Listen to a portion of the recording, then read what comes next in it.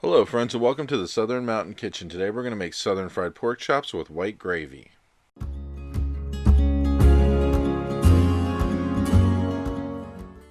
So what you see on my counter is what we're going to use to make this. I'm only making 2 pork chops, but if you wanted to, you can make more. There is enough of the ingredients here to stretch to do that if you wanted to.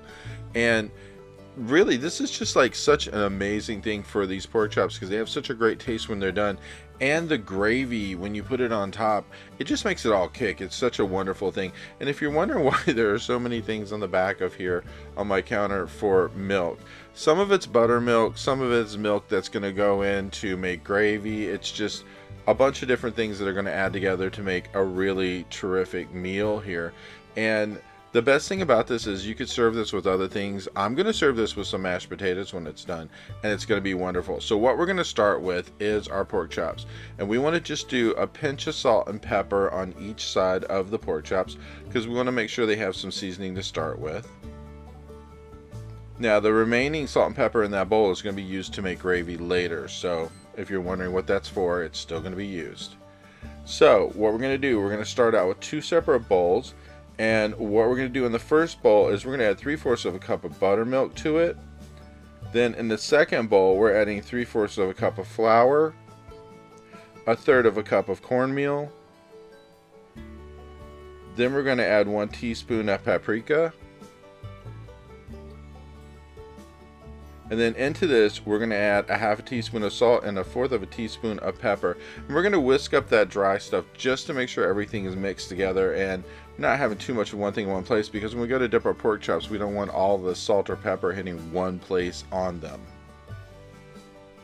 So once this is all mixed up, we're going to take our pork chops, dip them in the buttermilk, make sure they're really coated, then go over and dip them into the flour mix. Then we're going to come back and put them into the buttermilk again because we really want these coated. And then we're going to bring them back and put them into the dry mix one more time, because this way you're going to get a really solid coating on the outside of this. And the best thing about it is when you cook this, it's going to cook up so well that there's going to be a crusty outside that's breaded really well. And mind you, these don't just get cooked in a skillet. They're going to start in a skillet, but they're going to end up in the oven to finish them off. And that's the best thing about it, is these things have such a good cook time on them. The outside of it really is cooked well. And you know that when you're cooking your pork chops and everything, once you do them in the skillet and you move them to the oven, you want to make sure they get to an internal temperature of at least 145 degrees to make sure that they're completely cooked. But these are going to turn out so good because of just sort of the fact that, 1, they have time to actually cook, but 2, they're cooking in so much flavor as we're doing this. So go ahead and make sure both of those pork chops are coated completely. If you're doing more, go ahead and do another 1 or 2 if you wanted to. And then once they're completely done, we're going to move them over to the side, and we're going to get a skillet ready because we're going to work on frying these up here in just a second. So in your skillet, you want to put oil in, and you want to get it to a point where there's almost a 1/2 inch of oil in your pan, because you want it to cook up on the sides a bit, and you want to get that temperature up to like a higher temp. So put your heat up to at least medium to high, because we want the oil to warm up before we put the pork chops in. Because basically what we're trying to do is sear the outsides of these and get them really golden before we move them to a pan to go to the oven. So once you put them in here, we're going to put them in and let them fry, and I'd say I'd leave them for about 4 minutes on each side. So that way when you flip them over, you're going to see a really golden coating on the bottom side of it. And then once you flip them, you're going to do it again for 4 more minutes to make sure that the other side gets that same coating to it. You want to just make sure that you really get that breading cooked on really well.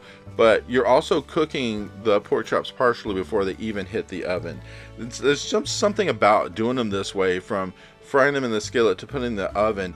It just gives us this solid cooked feel to them. It's not like you just have a greasy pork chop. You have a really great oven baked one by the time you're done. And as you're flipping these, you will notice that the bottom side after 4 minutes is very golden.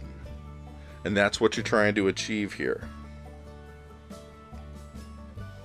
So keep an eye on these, make sure they don't set up shop in the pan. Sometimes I move mine back and forth just so they don't stick. Even though I have a non-stick pan, you know, non-stick is not always non-stick. I like to think it is, but it isn't always. So if you haven't already, preheat your oven to 350 degrees because we want to put these in there for at least 15 minutes once they're fried. So we're going to need a baking pan to put them on. So I line mine with aluminum foil, and I'm using some cooking spray because I want to make sure these don't stick to it. And then I'm going to move my pork chops over to the pan. And when my oven has come up to temperature, which I said again, 350 degrees at least, we're going to leave them in there for a good 15 minutes to let them cook the rest of the way. And like I said, you want to make sure they get to an internal temperature of 145 degrees. So that way we want to make sure that they're cooked thoroughly before we do anything else. Now, there's oil still in our pan here. We're going to get rid of a bunch of this, but we want to leave at least 2 tablespoons of oil because we're going to use this to make gravy in. So we want to have some of that oil left over.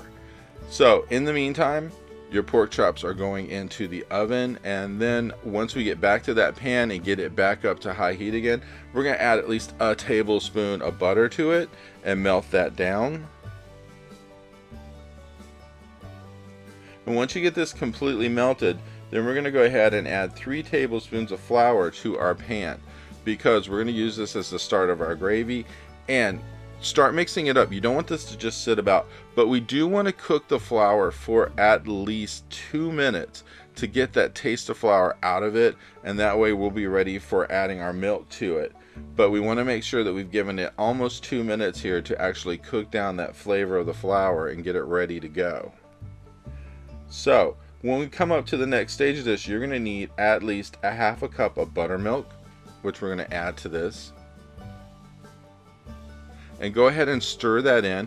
Make sure you're breaking up the flour, because the best thing about this is during this process you can really break up that flour. And then we're adding 3/4 of a cup of whole milk. Now continue to stir this because you're going to have to do this the whole time, and the temperature in your pan is going to keep going up, and that's going to help your gravy set up. And to this we are going to add anywhere from 1/4 to 1/2 of a teaspoon of red pepper flakes. This is going to heat up this gravy.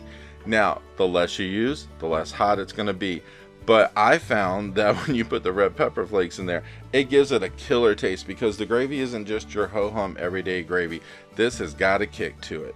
And once it heats up enough, you're going to see it sets up just like this. Now, if yours is a little bit dry and you need more, add a little more milk to it. It's okay to do that, just as long as you don't over water it down. Because, you know, once you put too much milk in it, you're just going to have a runny mess. So just do it in little stages so that way you don't overpower it. So go ahead, keep mixing this up until you feel your gravy is completely set up, and it really won't take that long to do. And in the meantime, your pork chops are going to be done. So we're going to bring them back, put them on a plate. I put some mashed potatoes on here, and then we're going to bring that gravy over and spoon it over top. And this is amazing to eat because you've got your pork chops, you've got some mashed potatoes, you got gravy over both, and they are just wonderful to eat as a whole because everything here just has such a great taste to it. I hope you liked this video. If you did, please like and subscribe. And if you get a chance, check out my cookbooks, which are available in bookstores worldwide. The first is about everyday cooking. The second is all about baking. Have a great day.